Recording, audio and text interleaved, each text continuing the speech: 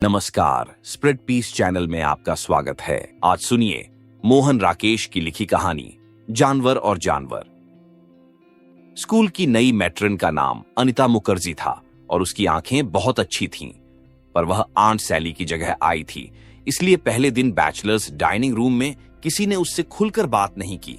उसने जॉन से बात करने की कोशिश की तो वह हूं हां में उत्तर देकर टालता रहा। मणि नानावती को वह अपनी चायदानी में से चाय देने लगी तो उसने हल्का सा धन्यवाद देकर मना कर दिया। पीटर ने अपना चेहरा ऐसे गंभीर बनाए रखा जैसे उसे बात करने की आदत ही न हो। किसी तरफ से लिफ्ट न मिलने पर वह भी चुप हो गई और जल्दी से खाना खाकर उठ गई। अब मेरी समझ में आ रहा है कि पादरी ने सैली को क्यों निकाल दिया। वह चली गई तो जॉन ने अपनी भूरी आंखें पीटर के चेहरे पर स्थिर किए हुए कहा। पीटर की आंखें नानावती से मिल गईं। नानावती दूसरी तरफ देखने लगी। वैसे उनमें से कोई नहीं जानता था कि आंट सैली को फादर फिशर ने क्यों निकाल दिया। उसके जाने के दिन से ही जॉन मुंह बड़बड़ाकर अपना असंतोष प्रकट करता रहता था। पीटर भी उसके साथ दबे दबे कुढ़ लेता था। चलकर एक दिन सब लोग पादरी से बात क्यों नहीं करते? एक बार हकीम ने तेज होकर कहा। जॉन ने पीटर को आंख मारी और वे दोनों चुप रहे। दूसरे दिन सुबह पादरी के सिर दर्द की खबर पाकर हकीम उसकी मिजाज पुरसी के लिए गया तो जॉन पीटर से बोला, देखा, पहुंच गया ना उसके तलुए सूंघने। सन ऑनवी एगन हमें उल्लू बनाता था। आंट सैली के चले जाने से बैचलर्स डाइनिंग रूम का वातावरण बहुत रूखा सा हो गया। आंट सैली के रहते वहां के वातावरण में बहुत घरेलूपन सा रहता था। सर्दी में तो खास तौर से आंटी के बीच आ बैठने से वह कमरा एक परिवार का भरा पूरा घर सा बन जाता था। वह अपनी कमर पर हाथ रखे बाहर से ही मजाक करती आती। पीटर के लिए आज मगज का शोरबा बना है या वह मेरा ही मगज खाएगा? या हो, मुझे नहीं पता था कि आज मणि इस तरह गजब ढा रही है, नहीं तो मैं भी जरा सच संवर कर आती। ऐसे मौके पर पाल उसके सफेद बालों पर बंधे लाल या नीले फीते की तरफ संकेत करके कहता, आंटी, ये फीता बांधकर तो तुम बिल्कुल दुल्हन जैसी लगती हो। अच्छा, दुल्हन जैसी लगती हूं तो कौन करेगा मुझसे शादी? तुम करोगे? और उसकी आंखें मिच जाती, होंठ फैल जाते और गले से छलछलाती हंसी का स्वर सुनाई देता। एक बार पीटर ने कहा, आंटी, पाल कह रहा था कि वह आजकल में तुमसे ब्याह का प्रस्ताव करने वाला है। आंटी ने चेहरा जरा तिरछा करके आंखें पीटर के चेहरे पर स्थिर किए हुए उत्तर दिया, तो मुझे और क्या चाहिए? मुझे एक साथ पति भी मिल जाएगा और बेटा भी। फिर वही हंसी, जैसे बहते पानी के वेग में छोटे छोटे पत्थर फिसलते चले जाएं। आंट सैली के चले जाने से अकेले लोगों का वह परिवार काफी उखड़ गया था। कुछ दिन पहले इसी तरह मीराशी चला गया था। उसके बाद पाल की छुट्टी कर दी गई थी।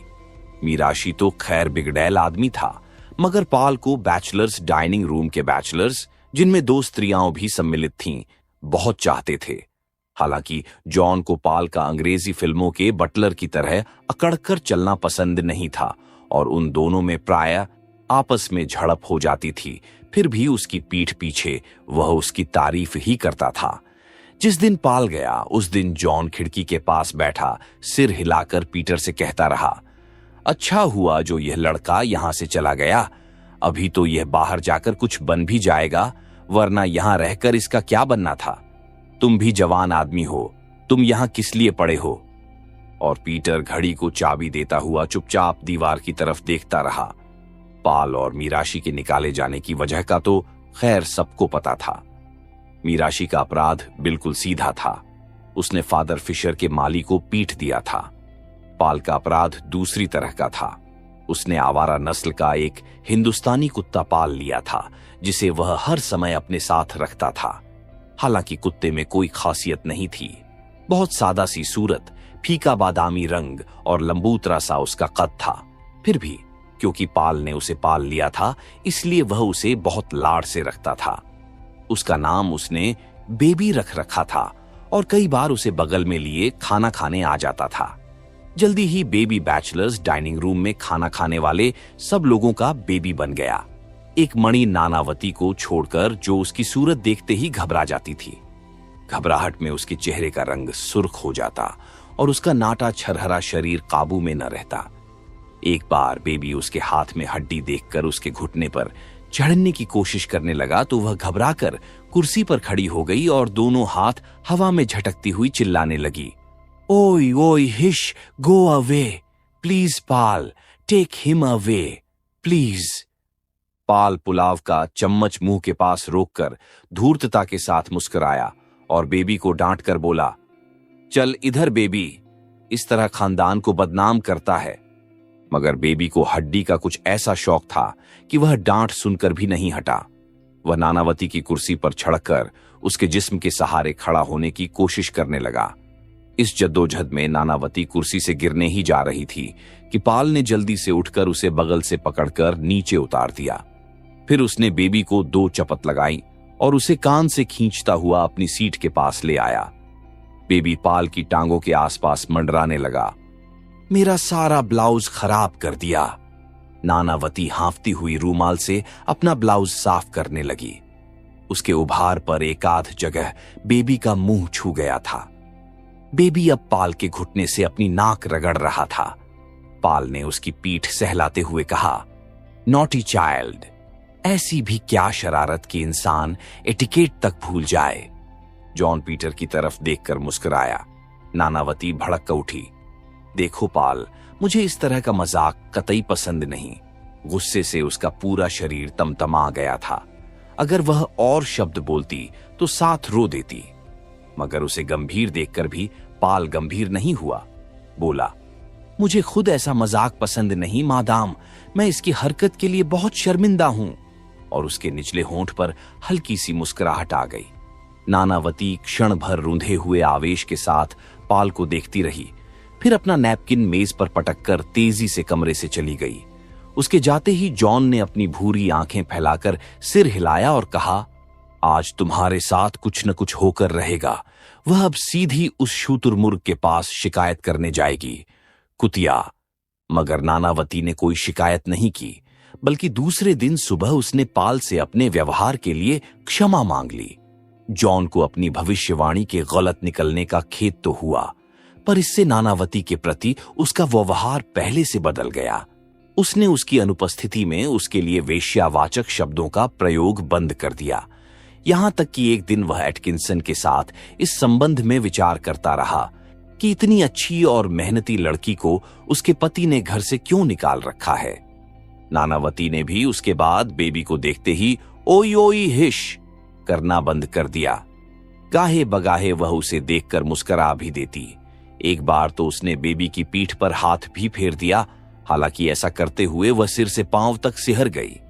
बैचलर्स डाइनिंग रूम में पाल के जोर जोर के कहकहे रात को दूर तक सुनाई देते। बेबी को लेकर नानावती से तरह तरह के मजाक किए जाते। मजाक सुनकर जॉन की भूरी आंखों में चमक आ जाती और वह सिर हिलाता हुआ मुस्कुराता रहता। मगर एक दिन सुबह बैचलर्स डाइनिंग रूम में सुना गया कि रात को फादर फिशर ने बेबी को गोली मार दी है। जॉन अपनी चुधियाई आंखों को मेज पर स्थिर किए चुपचाप आमलेट खाता रहा। नानावती का छुरी वाला हाथ जरा जरा कांपने लगा। एक बार सहमी नजर से जॉन और पीटर को देखकर वह अपनी नजरें प्लेट पर गड़ाए रही। पीटर स्लाइस का टुकड़ा काटने में इस तरह व्यस्त हो रहा जैसे बहुत महत्वपूर्ण काम कर रहा हो। पाल अभी नहीं आया जॉन ने किरप्पू से पूछा। किरप्पू ने नमकदानी पीटर के पास से हटाकर जॉन के सामने रख दी। नहीं, वह आ जाएगा ही। जॉन ने आमलेट का बड़ा सा टुकड़ा काटकर मुंह में भर लिया। बेज़बान जानवर को इस तरह मारने से मैं कहता हूं। आमलेट जॉन के गले में अटक गया। किरप्पू चटनी की बोतल रखने के बहाने जॉन के कान के पास फुसफुसाया, पादरी आ रहा है। सबकी नजरें प्लेटों पर जम गईं। पादरी लबादा पहने बाइबल लिए गिरजे की तरफ जा रहा था। वह खिड़की के पास से गुजरा तो तीनों अपनी अपनी कुर्सी से आधा आधा उठ गए। Good morning father, good morning my sons. आज अच्छा सुहाना दिन है, परमात्मा का शुक्र करना चाहिए। पादरी खट्टी की बाड़ से आगे निकल गया तो जॉन बोला, यह अपने को पादरी कहता है, सवेरे परमात्मा से संसार भर का चरित्र सुधारने के लिए प्रार्थना करेगा और रात को हरामजादा। नानावती सिहर गई। ऐसी गाली नहीं देनी चाहिए, वह दबे हुए और शंकित स्वर में बोली। तुम इसे गाली कहती हो? जॉन आवेश के साथ बोला, मैं कहता हूं इसमें जरा भी गाली नहीं है। तुम्हें इसकी करतूतों का पता नहीं है, यह पादरी है। नानावती का चेहरा फीका पड़ गया। उसने शंकित नजर से इधर उधर देखा पर चुप रही। जॉन के चौड़े माथे पर कई लकीरें खिंच गई थीं। वह बोतल से इस तरह चटनी उड़ेलने लगा जैसे उसी पर अपना सारा गुस्सा निकाल लेना चाहता हो। पीटर सारा समय खिड़की से बाहर देखता रहा। डिंग डांग, डिंग डांग, गिरजे की घंटियां बजने लगीं। नानावती जल्दी से नेपकिन से मुंह पोंछकर उठ खड़ी हुई और पल भर दुविधा में रहकर बाहर चली गई। चूहिया कितना डरती है ए? जॉन बोला। मिसेस मर्फी एटकिंसन के साथ बात करती हुई खिड़की के पास से निकलकर चली गई। गिरजे की घंटियां लगातार बज रही थीं। डिंग डांग, डिंग डांग, डिंग डांग। जॉन जल्दी जल्दी चाय के घूंट भरने लगा। जल्दी में चाय की कुछ बूंदें उसके गाउन पर गिर गईं। गाश, वह प्याली रखकर रूमाल से गाउन साफ करने लगा। गिरजे नहीं चल रहे? पीटर ने उठते हुए पूछा। जॉन ने जल्दी जल्दी 2-3 घूंट भरे और बाकी चाय छोड़कर उठ खड़ा हुआ। उनके दरवाजे से बाहर निकलते ही किरपू और ईसर सिंह में बचे हुए मक्खन के लिए छीना झपट्टी होने लगी, जिसमें एक प्याली गिरकर टूट गई। हकीम और बैरों को आते देखकर ईसर सिंह जल्दी से पैंटी में चला गया और किरपू कपड़े से मेज साफ करने लगा। हकीम कंधे झुकाकर चलता हुआ बैरों को रात की घटना सुना रहा था। डाइनिंग रूम के पास आकर उसका स्वर और धीमा हो गया। यूसी। बेबी को डॉली के साथ देखते ही पादरी को एकदम गुस्सा आ गया और वह अंदर जाकर अपनी राइफल निकाल लाया। एक ही फायर में उसने उसे चित्त कर दिया। डॉली कुछ देर बिटर बिटर पादरी को देखती रही, फिर बाड़ के पीछे भाग गई। बाद में सुना है पादरी ने उसे गर्म पानी से नहलवाया और डॉक्टर को बुलाकर उसे इंजेक्शन भी लगवाए। कहां पादरी की बिस्कुट और सैंडविच खाकर पली हुई कुतिया और कहां बेचारा बेबी? बैरो मुस्कुराया। मगर उस बेचारे को क्या पता था? वे दोनों हंस दिए। बेबी को मालूम होता कि यह कुतिया कनाडा से आई है और इसकी कीमत 300 रुपया है तो शायद वह, और वे दोनों फिर हंस दिए। यह तो था कि कल पादरी ने देख लिया, पर इससे पहले अगर। बैरो ने हकीम को आंख मारी। वह चुप कर गया। बाड़ के मोड़ के पास जॉन और पीटर खड़े थे। पीटर अपने जूते का फीता फिर से बांध रहा था। Good morning Peter. Good morning Barrow. आज बहुत चुस्त लग रहे हो। बाल आज ही कटाए हैं? नहीं, 2-3 दिन हो गए। बहुत अच्छे कटे हैं, शुक्रिया। सहसा डिंग डांग की आवाज रुक गई। वे सब तेजी से गिरजे के अंदर चले गए। 15वां साम गाने के बाद प्रार्थना शुरू हुई। सब लोग घुटनों के बल होकर आंखों पर हाथ रखे पादरी के साथ साथ बोलने लगे। Our father who art in heaven, hallowed be thy name, thy kingdom come, thy will be done in this world as in heaven। बैरो ने प्रार्थना करते हुए बीच में अपनी बीवी के कान के पास फुसफुसाकर कहा, मेरी, तुम्हारा पेटीकोट नीचे से दिखाई दे रहा है। मेरी एक हाथ आंखों पर रखे दूसरे हाथ से अपना स्कर्ट नीचे सरकाने लगी। Now and for ever more, amen. गिरजे में उस दिन और उससे अगले दिन पाल की सीट खाली रही। इस बात को नोट हरेक ने किया, मगर किसी ने इस बारे में दूसरे से बात नहीं की। पाल ईसाई नहीं था, मगर फादर फिशर के आदेश के मुताबिक स्टाफ के हर आदमी का गिरजे में उपस्थित होना अनिवार्य था। जो ईसाई नहीं थे उनका रोजाना और भी जरूरी था। पादरी गिरजे से निकलता हुआ उन लोगों की सीटों पर एक नजर जरूर डाल लेता था। तीसरे दिन भी पाल अपनी सीट पर दिखाई नहीं दिया तो पादरी गिरजे से निकलकर सीधा स्टाफ रूम में पहुंच गया। वहां पाल एक कोने में मेज के पास खड़ा कोई मैगजीन देख रहा था। पादरी पास पहुंच गया तो भी उसकी तनी हुई गर्दन में खम नहीं आया। गुड मॉर्निंग पादरी। वह क्षण भर के लिए आंख उठाकर फिर मैगजीन देखने लगा। तुम 3 दिन से गिरजे में नहीं आए। उत्तेजना में पादरी का हाथ पीठ के पीछे चला गया। वह बहुत कठिनाई से अपने स्वर को वश में रख पाया था। जी हां, मैं 3 दिन से नहीं आया। मैगजीन नीचे करके पाल ने गंभीर नजर से पादरी की तरफ देख लिया। मैं वजह जान सकता हूं? वजह कुछ भी नहीं है। पादरी ने उत्तेजना के मारे बाइबल को दोनों हाथों में भींच लिया और त्योरी को डालकर कहा, तुम जानते हो कि जो अच्छा भला होकर भी सुबह गिरजे में नहीं आता, उसे यहां रहने का अधिकार नहीं है। गुस्से के मारे पाल के जबड़ों के मांस में खिंचाव आ गया था। उसने मैगजीन मेज पर रखकर हाथ जेबों में डाल लिए और बिल्कुल सीधा खड़ा हो गया। बड़ी खिड़की के पास जॉन नजर झुकाए बैठा था और 8-10 लोग नोटिस बोर्ड और चिट्ठियों वाले रैक के पास खड़े अपने को किसी न किसी तरह उदासीन जाहिर करने की कोशिश कर रहे थे। उनमें से किसी ने पाल के साथ आंख नहीं मिलाई। पाल का गला ऐसे कांप गया जैसे वह कोई बहुत सख्त बात कहने जा रहा हो। पादरी, हम गिरजे में जो प्रार्थना करते हैं उसका कोई मतलब भी होता है। एक लकीर दूर तक खिंचती चली गई। पादरी का चेहरा गुस्से से स्याह हो गया। तुम्हारा कहने का मतलब है। उसके दांत भींच गए और वाक्य उससे पूरा नहीं हुआ। नोटिस बोर्ड के पास खड़े लोगों के चेहरे फक पड़ गए। मेरा मतलब है पादरी कि रात को तो हम गरीब जानवरों को गोली मारते हैं और सुबह गिरजे में उनकी रक्षा के लिए ईश्वर से प्रार्थना करते हैं।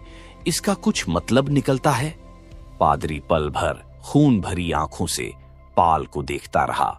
उसकी सांस तेज हो गई थी। मतलब निकलता है, और वह यह कि हर जानवर एक सा नहीं होता। जानवर और जानवर में फर्क होता है, उसने दांत भींचकर कहा और पास के दरवाजे से बाहर चला गया। हालांकि उसके घर का रास्ता दूसरे दरवाजे से था। 15 मिनट बाद स्कूल का क्लर्क आकर पाल को चिट्ठी दे गया कि उसे उस दिन से नौकरी से बर्खास्त कर दिया गया है। वह 24 घंटे के अंदर अपना क्वार्टर खाली करके चला जाए। यह पादरी नहीं, राक्षस है, जॉन मुंह में बड़बड़ाया। पीटर को उस दिन शहर में काम निकल आया, इसलिए वह रात को देर से लौटा। हकीम और बैरो खेल के मैदानों की जांच में व्यस्त रहे। नानावती को हल्का सा बुखार हो आया। पाल को चलते वक्त सिर्फ जॉन ही अपने कमरे में मिला। वह अपनी खिड़की में रखे गमलों को ठीक कर रहा था। जा रहे हो? उसने पाल से पूछा। हां, तुमसे गुड बाय कहने आया हूं। जॉन गमलों को छोड़कर अपनी चारपाई पर जा बैठा। मैं जवान होता तो मैं भी तुम्हारे साथ चला चलता, उसने कहा, मगर मुझे यहां से निकलकर पता नहीं कब्र की राह भी मिलेगी या नहीं। मेरी हड्डियों में दम खम होता तो तुम देखते। पाल ने मुस्कुराकर उसका हाथ दबाया और उसके पास से चल दिया। Wish you best of luck. Thank you. Paul के चले जाने के बाद आंट सैली ने बैचलर्स डाइनिंग रूम में आना बंद कर दिया और कई दिन खाना अपने क्वार्टर में ही मंगवाती रही। जॉन और पीटर भी अलग अलग वक्त पर आते, जिससे बहुत कम उनमें मुलाकात हो पाती। नानावती अब पहले से भी सहमी हुई आती और जल्दी जल्दी खाना खाकर उठ जाती। फादर फिशर ने उसे पाल वाला क्वार्टर दे दिया था, इसलिए वह अपने को अपराधिनी सी महसूस करती थी। जॉन ने उसके बारे में अपनी राय फिर बदल ली थी, मगर धीरे धीरे स्थिति फिर पुरानी सतह पर आने लगी थी। बैचलर्स डाइनिंग रूम में फिर कह कहे और बहस मुबाही से सुनाई देने लगे थे, जब एक रात सुना गया कि आंट सैली को भी नोटिस मिल गया है। सैली को? जॉन के होंठ खुले रह गए। किस बात पर? बात का पता नहीं है। पीटर सूप में चम्मच चलाता रहा। जॉन का चेहरा गंभीर हो गया। वह मक्खन की टिकिया खोलता हुआ बोला, मुझे लगता है कि इसके बाद अब मेरी बारी आएगी। मुझे पता है कि उसकी आंखों में कौन कौन खटकता है। सैली का कसूर यह था कि वह रोज उसकी हाजिरी नहीं देती थी और न ही वह नानावती की तरफ देखकर चुप रह गया। पीटर कुछ कहने को हुआ, मगर बाहर से हकीम को आते देखकर चुपचाप नैपकिन से होंठ पोंछने लगा। हकीम के आने पर कई क्षण चुप्पी छाई रही। कृपू हकीम के सामने प्लेट और छुरी कांटे रख गया। तुम्हारे क्वार्टर में नए पर्दे बहुत अच्छे लगे हैं, जॉन हकीम से बोला। तुम्हें पसंद हैं? बहुत शुक्रिया। मेरा ख्याल है चॉप्स में नमक ज्यादा है। अच्छा, लेकिन पुडिंग अच्छा है। खाना खाकर जॉन और पीटर लॉन में टहलते रहे। आंट सैली के क्वार्टर को जाने वाले मोड़ के पास रुककर जॉन ने पूछा, सैली से मिलने चलोगे? चलो। उस हरामी ने हमें इस वक्त जाते देख लिया तो कल सुबह न चलें? हाँ, इस वक्त देर भी हो गई है। बेचारी सैली। इस पादरी जैसा जालिम आदमी मैंने आज तक नहीं देखा। फौज में बड़े बड़े सख्त अफसर थे, मगर ऐसा आदमी कोई नहीं था। पीटर जंगले के पास घास पर बैठ गया। मुझे फिर से फौज की जिंदगी मिल जाए तो मैं एक दिन भी यहां न रहूं। घास पर बैठकर जॉन पीटर को अपनी फौज की जिंदगी के वही किस्से सुनाने लगा जो वह पहले भी कई बार सुना चुका था। पूरी पूरी बोतल। रोज रात को रम की एक पूरी बोतल मैं पी जाता था। मेरा एक साथी था जो पास के गांव से 2-2 लड़कियों को ले आया करता था। कभी कभी हम रात को निकलकर उसके गांव चले जाते थे। अफसर लोग देखते थे मगर कुछ कह नहीं सकते थे। वे खुद भी तो यही कुछ करते थे। वह जिंदगी थी। यह भी कोई जिंदगी है? मगर पीटर उसकी बात न सुनकर बिना आवाज पैदा किए मुंह ही मुंह एक गीत गुनगुना रहा था। वैसे दिन फिर से मिल जाए तो कुछ नहीं चाहिए। ऊपर देवदार की छतरियां हिल रही थीं। हवा से जंगल साए साए कर रहा था। हॉस्टल की तरफ से आती पगडंडी पर पैरों की आवाज सुनकर जॉन थोड़ा चौंक गया। कोई आ रहा है? पीटर सिर उठाकर जंगले से नीचे देखने लगा। पैरों की आहट के साथ सीटी की आवाज ऊपर आती गई। बैरो है? यह भी एक हरामजादा है। पीटर ने उसका हाथ दबा दिया। अभी क्वार्टर में नहीं गए टैफी? बैरो ने अंधेरे से निकलकर सामने आते हुए पूछा। नहीं, यहां बैठकर जरा हवा ले रहे हैं। आज हवा काफी ठंडी है। 15-20 दिन में बर्फ पड़ने लगेगी। जॉन जंगले का सहारा लेकर उठ खड़ा हुआ। अच्छा, good night Peter. Good night Barrow. Good night. कुछ रास्ता पीटर और बैरो साथ साथ चलते रहे। बैरो चलते चलते बोला, जॉन अब काफी सठिया गया है। क्यों? इसे अब रिटायर हो जाना चाहिए। हाँ, पीटर के शरीर में एक सिहरन भर गई। मगर यह तो यहीं अपनी कब्र बनाएगा, नहीं? पीटर ने मुंह तक आई गाली होंठों में दबा ली। बैरो का क्वार्टर आ गया। अच्छा, गुड नाइट। Good night. सुबह नाश्ते के वक्त जॉन ने पीटर से पूछा, सैली चली गई? पता नहीं, पीटर बोला। मेरा ख्याल है अभी नहीं गई। वह आ रही है। नानावती नैपकिन से मुंह पोंछकर उसे हाथ में मसलने लगी। जॉन और पीटर की आंखें झुक गईं। आंट सैली का रिक्शा डाइनिंग रूम के दरवाजे के पास आकर रुक गया। वह कंधे पर झोला लटकाए उतरकर डाइनिंग रूम में आ गई। गुड मॉर्निंग एवरीबडी, उसने दहलीज लांघते ही हाथ हिलाया। गुड मॉर्निंग सैली, जॉन ने भूरी आंखें उसके चेहरे पर स्थिर किए हुए भारी आवाज में कहा। जो वह मुंह से नहीं कह सका वह उसने अपनी नजर से कह देने की चेष्टा की। बस आज ही जा रही हो? नानावती ने डरे सहमे हुए स्वर में पूछा और एक बार दाएं बाएं देख लिया। आंट सैली ने आंखें झपकते हुए मुस्कुराकर सिर हिला दिया। मैं सुबह मिलने आ रहा था, पीटर बोला, मगर तैयार होने में देर हो गई। मेरा ख्याल था कि तुम शायद शाम को जा रही हो। आंट सैली ने धीरे से उसका कंधा थपथपा दिया और उसी तरह मुस्कुराते हुए कहा, मैं जानती हूं मेरे बच्चे, मैं चाहती हूं कि तुम खुश रहो। आंट, कभी कभार खत लिख दिया करना। पीटर ने उसका मुरझाया हुआ नरम हाथ अपने मजबूत हाथ में लेकर हिलाया। आंट सैली की आंखें डबडबा आईं और उसने उन पर रूमाल रख लिया। अच्छा, गुड बाय कहकर वह दहलीज पार करके रिक्शा की तरफ चली गई। गुड बाय सैली, जॉन ने पीछे से कहा। Goodbye aunty. Goodbye. Aunt Sally ने रिक्शा में बैठकर उनकी तरफ हाथ हिलाया। मजदूर रिक्शा खींचने लगे। कुछ देर बाद नानावती ने कहा, किरपू, एक बटर स्लाइस।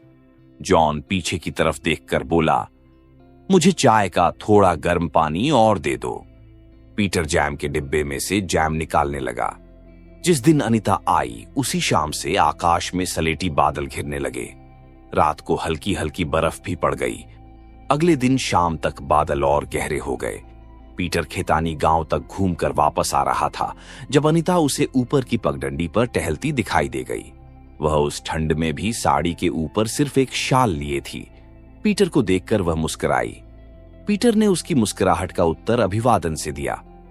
घूमने जा रही हो? उसने पूछा। नहीं, यूं ही जरा टहलने के लिए निकल आई थी। तुम्हें ठंड नहीं लग रही है? ठंड तो है ही, मगर क्वार्टर में बंद होकर बैठने को मन नहीं हुआ। उसने शाल से अपनी बाहें भी ढांप लीं। तुम तो ऐसे घूम रही हो जैसे मई का महीना हो। मेरे लिए मई और नवंबर दोनों बराबर हैं। मेरे पास ऊनी कपड़े हैं ही नहीं। वह फिसलन पर से संभलती हुई पगडंडी से उतरकर उसके पास आ गई। ऊनी कपड़े तो तुमने पादरी के डिनर की रात के लिए संभाल कर रख रखे होंगे, तब तक सर्दी से बीमार न पड़ जाना। पीटर ने मजाक के अंदाज में अपना निचला होंठ सिकोड़ लिया। सच, मेरे पास इस शाल के सिवा और कोई ऊनी कपड़ा है ही नहीं। अनीता उसके साथ साथ चलती हुई बोली, सच पूछो तो यह भी प्रेजेंट का है। हमें उधर गर्म कपड़ों की जरूरत ही नहीं पड़ती। तो परसों तक एक बढ़िया सा कोट सिला लो। परसों फादर का डिनर है। परसों तक? ओह! और वह मीठी सी हंसी हंस दी। क्यों? एक दिन में यहां अच्छे से अच्छा कोट सिल जाएगा। मेरे पास इतने पैसे होते तो मैं यहां नौकरी करने ही क्यों आती? तुम्हें पता है, मैं 900 मील से यहां आई हूं। पीटर या सिर्फ विकी? मैं अपने घर में अकेली कमाने वाली हूं। मेरी मां पहले बटुए सिया करती थी, पर अब उसकी आंखें बहुत कमजोर हो लगी हैं। मेरा छोटा भाई अभी पढ़ता है, उसके MSc करने तक मुझे नौकरी करनी है। पीटर ने रुककर एक सिगरेट सुलगा लिया। बर्फ के हल्के हल्के गाले पड़ने लगे थे। उसने आकाश की तरफ देखा। बादल बहुत गहरा था। आज काफी बर्फ पड़ेगी। उसने कोट के कॉलर ऊंचे उठाते हुए कहा, चलो तुम्हें तुम्हारे क्वार्टर तक छोड़ आऊं। तुम सी कॉटेज में हो ना? हाँ, चलो मैं तुम्हें वहां चाय की प्याली बनाकर पिलाऊंगी। इस मौसम में चाय मिल जाए तो और क्या चाहिए।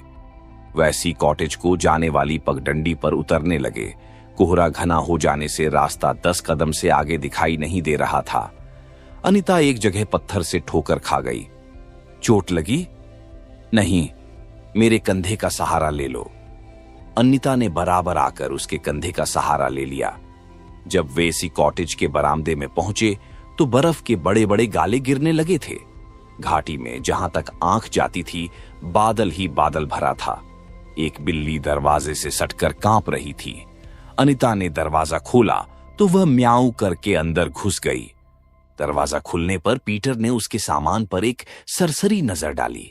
स्कूल के फर्नीचर के अलावा उसे एक टीन का ट्रंक और 2-4 कपड़े ही दिखाई दिए। मेज पर एक सस्ता टेबल लैंप रखा था और उसके पास ही एक युवक का फोटोग्राफ था। पीटर चारपाई पर बैठ गया। अनीता स्टोव जलाने लगी। चारपाई पर एक पुस्तक और आधा लिखा पत्र पड़ा था। पीटर ने पत्र जरा हटाकर रख दिया और पुस्तक उठा ली। पुस्तक पत्र लेखन के संबंध में थी और उसमें हर तरह के पत्र दिए हुए थे। पीटर उसके पन्ने उलटने लगा। अनीता ने स्टोव जलाकर केतली चढ़ा दी। फिर उसने बाहर देखकर कहा, बर्फ पहले से तेज पड़ने लगी है। पीटर ने देखा कि बरामदे के बाहर जमीन पर सफेदी की हल्की तह बिछ गई है। उसने सिगरेट का टुकड़ा बाहर फेंका तो वह धुंध में जाते ही बुझ गया। आज सारी रात बर्फ पड़ती रहेगी, उसने कहा। अनीता स्टोव पर हाथ सेंकने लगी। बरामदे में पैरों की आहट सुनकर पीटर बाहर निकल आया। जॉन भारी कदमों से चलता आ रहा था। हे पीटर। हेलो टैफी, इस वक्त बर्फ में कैसे निकल पड़े? तुम्हारे क्वार्टर में गया था, तुम वहां नहीं मिले तो सोचा शायद यहां मिल जाओ। और वह मुस्कुरा दिया। वैसे घूमने के लिए मौसम अच्छा है, पीटर ने कहा। वे दोनों कमरे में आ गए। अनीता प्यालियां धो रही थी। एक प्याली उसके हाथ से गिरकर टूट गई। ओह, प्याली टूट गई? हाँ, 2 थीं, उनमें से भी एक टूट गई। कोई बात नहीं, सॉसर तो हैं, उनसे प्यालियों का काम चल जाएगा। पीटर फिर चारपाई पर बैठ गया। जॉन मेज पर रखे फोटोग्राफ के पास चला गया। फियांसे ए? अनीता ने मुस्कुराकर सिर हिला दिया। यह चिट्ठी भी उसी को लिखी जा रही थी। जॉन ने चारपाई पर रखे पत्र की तरफ संकेत किया। पीटर पुस्तक का वह पृष्ठ पढ़ने लगा जिस पर से वह पत्र नकल किया जा रहा था। जॉन स्टोव के पास जा खड़ा हुआ और अनीता के शाल की तारीफ करने लगा। चाय तैयार हो गई तो अनीता ने प्याली बनाकर जॉन को दे दी। अपने और पीटर के लिए सॉसर में चाय डालती हुई बोली, हमारे घर में कुल 2 ही प्यालियां थीं, वही मैं उठा लाई थी। आते ही एक टूट गई। जॉन और पीटर ने एक दूसरे की तरफ देखकर आंखें हटा लीं। यह सी कॉटेज है तो अच्छी, मगर जरा दूर पड़ जाती है। पीटर दोनों हाथों से सॉसर संभालता हुआ बोला, तुम पादरी से कहो कि तुम्हें डी या ई कॉटेज में जगह दे दें। वे दोनों खाली पड़ी हैं, उनमें 2-2 बड़े कमरे हैं। अच्छा, अनीता बोली, वैसे मेरे लिए तो यही कमरा बहुत बड़ा है। घर में हमारे पास इससे भी छोटा एक ही कमरा है जिसमें हम 3 जने रहते हैं। उसमें से भी आधा कमरा मेरे भाई ने ले रखा है और आधे कमरे में हम माँ बेटी गुजारा करती हैं। अब मैं आ गई हूं तो माँ को जगह की कुछ सहूलियत हो गई होगी। मैं अपनी माँ को बहुत प्यार करती हूँ। पहला वेतन मिलने पर मैं उसके लिए कुछ अच्छे कपड़े भेजना चाहती हूँ। उसके पास अच्छे कपड़े नहीं हैं। पीटर और जॉन की आंखें पल भर मिली रहीं। जॉन का निचला होंठ थोड़ा सिकुड़ गया। चाय बहुत अच्छी है, खूब गर्म है और फ्लेवर भी बहुत अच्छा है। रोज बर्फ पड़े तो मैं रोज यहां आकर चाय पिया करूं। पीटर के सॉसर से चाय छलक गई। सॉरी। बर्फ और कोहरे की वजह से बाहर बिल्कुल अंधेरा हो गया था। बर्फ के गाले दूध फेन की तरह निशब्द गिर रहे थे। जॉन और पीटर अनीता के क्वार्टर से निकलकर ऊपर की तरफ चले तो पगडंडी पर 2-2 इंच बर्फ जमा हो चुकी थी। अंधेरे में ठीक से रास्ता दिखाई नहीं दे रहा था, इसलिए जॉन ने पीटर की बांह पकड़ ली।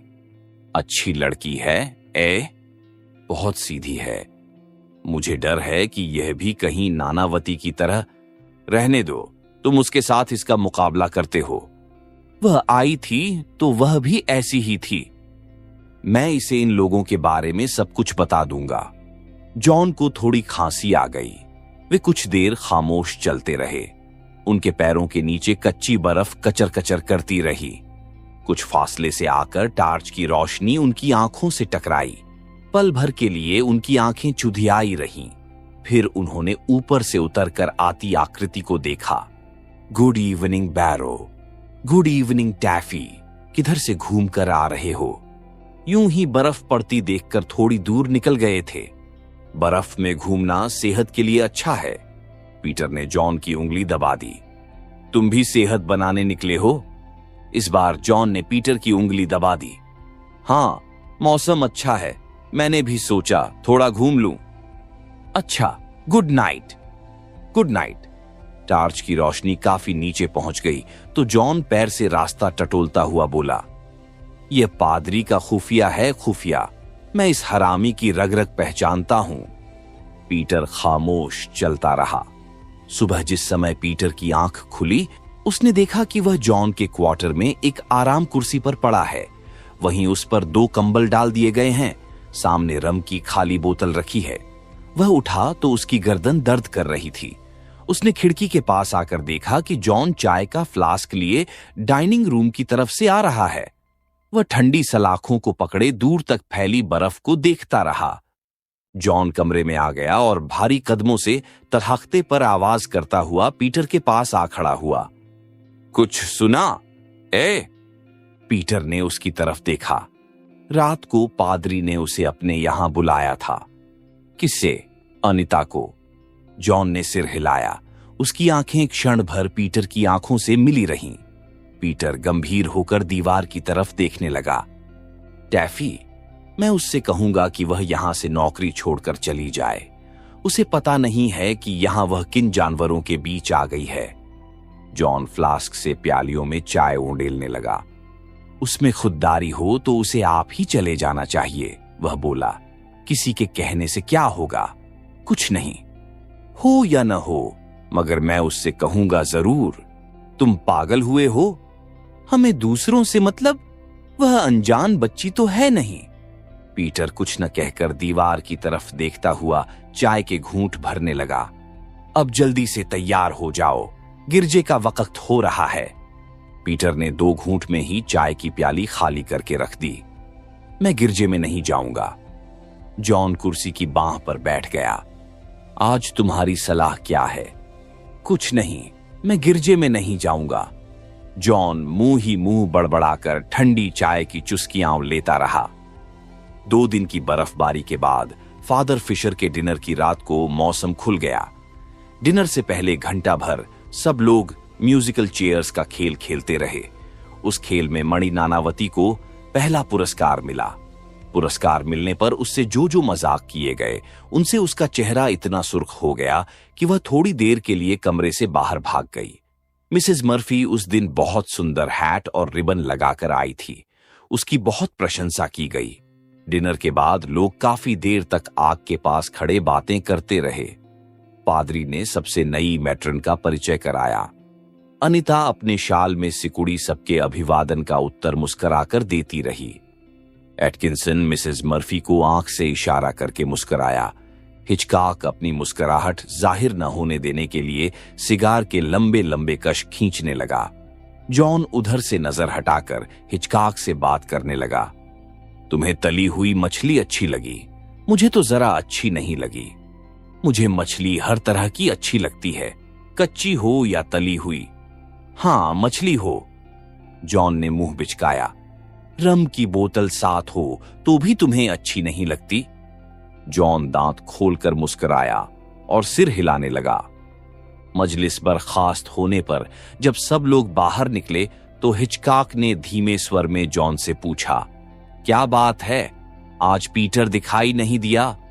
जॉन उसका हाथ दबाकर उसे जरा दूर ले गया और दबे हुए स्वर में बोला, उसे पादरी ने जवाब दे दिया है। पीटर को भी? जॉन ने सिर हिलाया। वह कल सुबह यहां से चला जाएगा। क्या कोई खास बात हुई थी? जॉन ने उसका हाथ दबा दिया। पादरी और बैरो के साथ साथ अनिता सिर झुकाए शाल में छिपी सिमटी बरामदे से निकलकर चली गई। जॉन की भूरी आंखें कई गज उनका पीछा करती रहीं। यह आप भी गर्म पानी से नहाता है या नहीं? क्यों? बात हिचकॉक की समझ में नहीं आई। इसने डाली को गर्म पानी से नहलाया था ना? हिचकॉक हो करके हंस दिया। बरामदे में से गुजरते हुए हकीम ने आवाज दी, खूब कह कहे लग रहे हैं। मैं तली हुई मछली हजम कर रहा हूं, हिचकॉक ने उत्तर दिया और ऊंची आवाज में जॉन को बतलाने लगा कि बगैर कांटे की मासिर मछली कितनी ताकतवर होती है। सुबह जॉन, अनिता, नानावती और हकीम बैचलर्स डाइनिंग रूम में नाश्ता कर रहे थे जब पीटर का रिक्शा दरवाजे के पास से निकलकर चला गया। पीटर रिक्शे में सीधा बैठा रहा। न उसे किसी ने अभिवादन किया और न ही वह किसी को अभिवादन करने के लिए रुका। अनिता की झुकी हुई आंखें और झुक गईं। जॉन ऐसे गर्दन झुकाए रहा जैसे उस तरफ उसका ध्यान ही न हो। बैचलर्स डाइनिंग रूम में कई क्षण खामोशी छाई रही। सहसा पादरी को खिड़की के पास से गुजरते देखकर सब लोग अपनी अपनी सीट से आधा आधा उठ गए। Good morning father. Good morning my sons. कल रात का डिनर बहुत ही अच्छा रहा, हकीम ने चेहरे पर विनीत मुस्कुराहट लाकर कहा। सब तुम ही लोगों की वजह से है। मैं तो कहता हूं कि ऐसे डिनर रोज हुआ करें। पादरी आगे निकल गया तो भी कुछ देर हकीम के चेहरे पर वह मुस्कुराहट बनी रही। मेरे लिए उबला हुआ अंडा अभी तक क्यों नहीं आया? सहसा जॉन गुस्से से बड़बड़ाया। अनिता स्लाइस पर मक्खन लगाती हुई सिहर गई। कृपू ने एक प्लेट में उबला हुआ अंडा लाकर जॉन के सामने रख दिया। छील कर लाओ, जॉन ने उसी तरह कहा और प्लेट को हाथ मार दिया। प्लेट अंडे समेत नीचे जा गिरी और टूट गई। उधर गिरजे की घंटियां बजने लगीं, डिंग डांग, डिंग डांग, डिंग डांग। आप सुन रहे थे मोहन राकेश की लिखी कहानी जानवर और जानवर।